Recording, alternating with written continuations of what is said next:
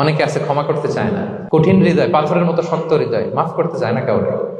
উনি আবার মুনাজাতে বসলে আল্লাহ আল্লাহ আমারে মাফ করো, আল্লাহ আমারে ক্ষমা করো, কাঁদতে কাঁদতে বুক ভাসায়। উনি ক্ষমা চায় মাগার উনি কাউরে ক্ষমা করেন না। এরকম ডাকাত তাছাড়া নাই?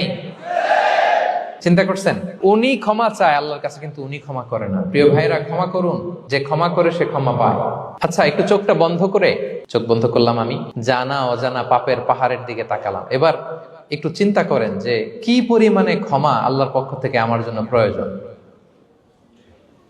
চিন্তা করেছেন?